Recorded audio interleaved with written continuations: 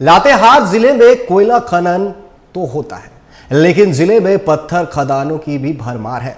उन पत्थर खदानों से लोग मालामाल हो रहे हैं, लेकिन खनन नियमों को ताक पर रखकर किया जा रहा है। खदानों के आसपास ना फेंसिंग की गई है, ना ही बाउंड्री दी गई है, जिसके कारण हादसों का डर लगातार बना रहता है। सुरक्षा नियमों की धज्जियां उड़ाई जा रही है और विभाग मौन है। विभाग की इस चुप्पी से ही खदान संचालकों की मनमानी और बढ़ती जा रही है। देखिए इस पर एक रिपोर्ट। लातेहार जिले के मनिका प्रखंड में कई इलाकों में पत्थर खदानों से लोग मालामाल हो रहे हैं, लेकिन उन खदानों में खनन नियमों को ताक पर रख दिया गया है।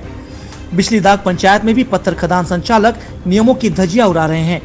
सुरक्षा की अनदेखी कर दिन रात पत्थरों का खनन हो रहा है। मुख्य सड़क से आधे किलोमीटर की दूरी पर चल रहे इस खदान में ना फेंसिंग की गई, ना ही कोई बाउंड्री वॉल बनाया गया, जिसके कारण मवेशियों के साथ साथ ग्रामीण भी कभी भी अनहोनी का शिकार हो सकते हैं। ग्रामीणों की माने तो खदान संचालक किसी की नहीं सुनते। अगर कोई ग्रामीण उन्हें नियम कानून की याद दिलाता है तो वो ग्रामीणों पर अपना जोर दिखाते हैं। लेकिन सबसे बड़ा सवाल खनन विभाग के अधिकारियों पर है, जिन्होंने पत्थर खदान संचालकों को मनमानी की छूट दे दी है। खदान संचालकों की ये मनमानी विभाग के अफसरों से साठगांठ की ओर इशारा कर रही है।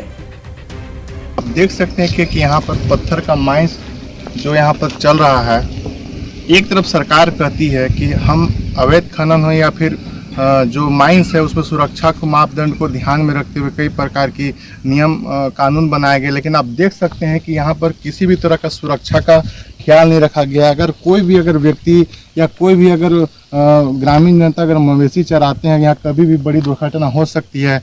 आप देख सकते हैं कि बगल में खेत खलिहान भी है और जिससे लोग खेती करते हैं और लगातार उन लोग मवेशी को भी लेके आते हैं, लेकिन यहाँ पर कहीं पर देखा जाए तो सुरक्षा का कोई मापदंड नहीं देखा गया है। कभी भी बड़ी दुर्घटना देखने को मिल सकती है। अब देखना होगा कि जो इस तरह से जो सुरक्षा का मापदंड नहीं दिखाया गया है, ऐसे लोगों पर जिला प्रशासन और सरकार कब तक कार्रवाई करती है। रुपेश अग्रवाल, टीवी 45। और इस पर अधिक बात करने के लिए हमारे साथ फोन लाइन पर हमारे संवाददाता रुपेश अग्रवाल हमारे साथ जुड़ चुके। रुपेश, जिस तरीके से पत्थर खदान में यहाँ पर अनियमितता बरती जा रही है, जिस तरीके से ना तो यहाँ पर फेंसिंग की गई है, ना ही कुछ किया गया, कहीं ना कहीं बड़े हादसे को कहीं ना कहीं अंदेशा जताया जा रहा है। अगर कोई भी यहाँ पर मवेशी आता है या फिर रात बिरात में कोई अगर आदमी आता है तो कहीं ना कहीं इस खदान में गिर सकता है और बड़ा हादसा हो सकता है। ये निकेत, बिल्कुल कहना गलत नहीं हो कि लातेहार जिला एक खनिज संपदा के नाम से भी जाना जाता है। बड़े पैमाने पर खनन संबंधी कार्य किया जाता है। क्षेत्र में कोयला खदानों के साथ साथ विभिन्न हिस्सों में कई पत्थर माइन चालू संचालित हो रहे हैं। और एक ऐसा ही मामला आया है लातेहार के आपका बिजली दाग का, जो संचालित हो रहे कोयला माइंस में नियमों को ताक पर रखकर पत्थर माइंस का संचालन किया जा रहा है।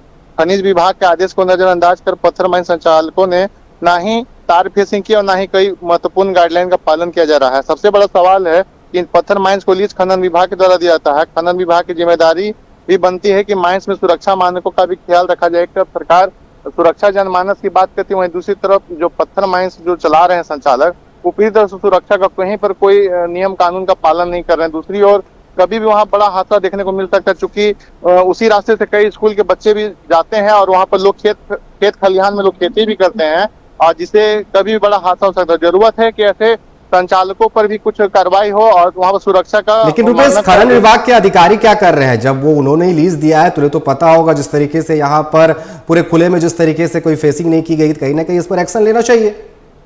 बिल्कुल उनकी ही जिम्मेदारी बनती है कि लीज तो भाई उनके विभाग से दिया जाता है, तो उनकी भी जिम्मेदारी बनती है कि और जो सुरक्षा का मानक उसका भी देखा जाए। अब देखना हो कि खबर दिखाए जाने के बाद भी क्या इस पर एक्शन लिया जाता है खनन विभाग के द्वारा। जरूरत है कि कुछ वहां पर देखा जाए, क्योंकि कभी बड़ा हादसा हो सकता है। जी अनिकेत। जी रुपेश, आपका बहुत बहुत धन्यवाद हमारे साथ जुड़ने के लिए और तमाम जानकारी देने के लिए।